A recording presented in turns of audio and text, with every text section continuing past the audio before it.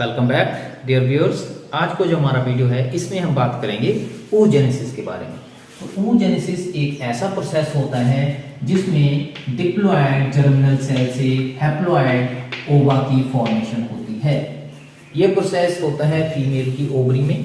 हमें मालूम है जिस प्रकार से in case of spermatogenesis testis के अंदर सेमिनिफेरस ट्यूब्यूल की जो एपिथेलियम है वो जर्मिनल होती है, सिमिलरली जो ओवरी होती है उसकी एपिथेलियम भी जर्मिनल होती है। मींस वो उसमें डिवीजन करने की क्षमता होती है। तो इसमें जो जर्मिनल सेल्स होते हैं वहां से हैप्लॉयड ओवा की फॉर्मेशन होती है। अब ये प्रोसेस शुरू कब होता है, ये बहुत ही एक आश्चर्यजनक इसमें फैक्ट है कि जो oogenesis का प्रोसेस है वो it starts quite early during embryonic stage. जब फीमेल अप्रोक्सीमेटली 25 वीक्स के करीब होती है तो उसी वक्त जो oogenesis का प्रोसेस है वो शुरू हो जाता है। और जितने भी oogonia होते हैं, जितने भी oogonia की फॉर्मेशन होती है वो बर्थ से पहले ही हो चुकी होती है। तो आइए oogenesis के बारे में थोड़ा डिटेल में देखते हैं हम इसमें क्या क्या होता है। इसमें भी 3 स्टेप होते हैं।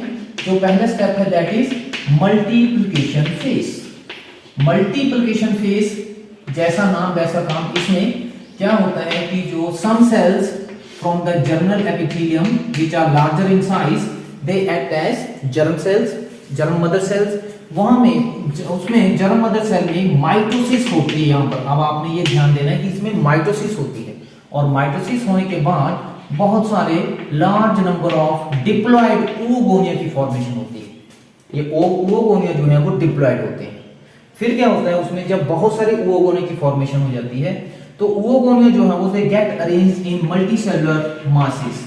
बहुत सारे ऐसे मास बन जाता है जिसमें oogonia जो है वो इकट्ठे होते हैं। इस मास को बोलते हैं एग नेस्ट। तो ये मल्टीप्लिकेशन फेज में होता है। उसके बाद दूसरी जो स्टेज है वो है ग्रोथ फेज। ग्रोथ फेज में क्या होता है,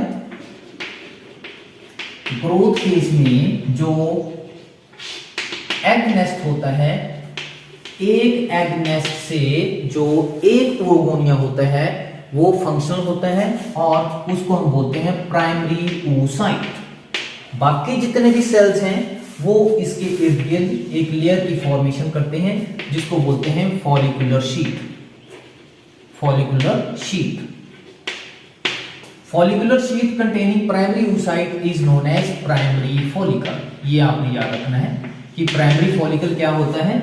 प्राइमरी फॉलिकल ऐसी स्ट्रक्चर होती है जिसमें प्राइमरी oocyte होता है और it is surrounded by follicular sheath. उसके बाद क्या होता है, जब फ्रॉम बर्थ टू मैच्योरिटी बहुत सारे ये प्राइमरी फॉलिकल जो है वो डीजनरेट कर जाते हैं और अप्रोक्सीमेटली 60 to 80,000 के करीब ये बच जाते हैं ओवरी के अंदर। इस प्रोसेस को बोलते हैं degeneration of follicle, primary follicle from birth to maturity is known as follicular atresia. ये क्वेश्चन 1 नंबर का पूछा जाता है, व्हाट इज फॉलिकुलर एटरेजिया। तो follicular atresia is the process of degeneration of primary follicle from birth to maturity. तो ये आप लोगों ने याद रखना है। उसके पश्चात क्या होता है, ग्रोथ फेज जो है इसमें प्राइमरी फॉलिकल की फॉर्मेशन होगी। फिर जो है तीसरा फेज शुरू होता है, उसमें बोलते हैं हम, उसको बोलते हैं मैच्योरेशन फेज। मैच्योरेशन फेज जो है ये भी ओवरी के अंदर ही शुरू हो जाता है। जो प्राइमरी फॉलिकल होता है, ये प्राइमरी फॉलिकल है, इसके अंदर जो प्राइमरी oocyte है, प्राइमरी oocyte जो है वो मियोसिस 1 की शुरुआत कर देता है यहीं पर। लेकिन जो मियोसिस 1 है it gets arrested at diplotene stage. Diplotene stage of prophase 1 of meiosis 1। Meiosis 1 की जो प्रोफेज 1 स्टेज होती है उसकी जो फर्दर सब स्टेज होती है डिप्लोटीन स्टेज। तो डिप्लोटीन स्टेज के ऊपर आकर जो प्राइमरी oocyte है वो अपनी ग्रोथ को रोक देता है। बाकी जो इसके बाद जो फर्दर डेवलपमेंट होती है वो होती है at the time of puberty.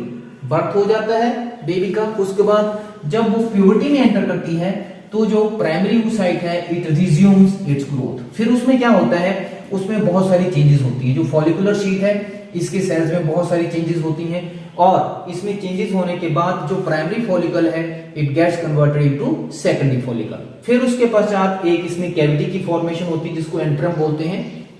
जब इसमें कैविटी की फॉर्मेशन होगी सेकेंडरी फॉलिकल में, तब हम उसको टर्सरी फॉलिकल का नाम देंगे।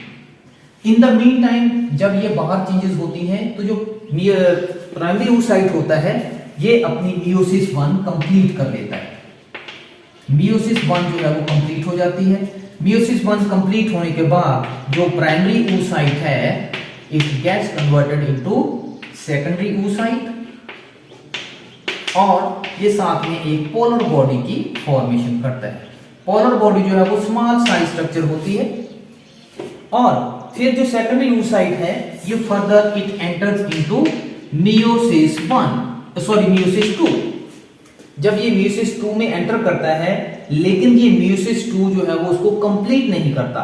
मियोसिस 2 की जो मेटाफेज 2 स्टेज है, मेटाफेज 2 स्टेज में जाकर जो सेकेंडरी oocyte है वो अपनी ग्रोथ को रोक देता है। वहां पर इट गेट्स अरेस्टेड, वहां पर इसकी ग्रोथ रुक जाती है।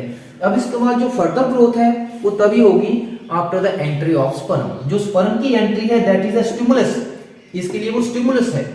जब स्पर्म की एंट्री होगी तो ही जो सेकेंडरी oocyte है वो अपनी जो फर्दर ग्रोथ है एनाफेज 2 में तभी एंटर करेगा। और जब स्पर्म की एंट्री हो गई उसके बाद मेटाफेज 2 के बाद ये अपनी ग्रोथ को रिज्यूम करेगा और फिर फंक्शनल ओवम की फॉर्मेशन करेगा जब मियोसिस 2 कंप्लीट होगी और सेकंड पोलर बॉडी की फॉर्मेशन होगी। और इस प्रकार से हमारे पास ये ओवम जो है हैप्लॉइड ओवम की फॉर्मेशन होती है फ्रॉम डिप्लॉयड जर्मिनल सेल। तो आज की वीडियो में इतना ही। Thank you very much.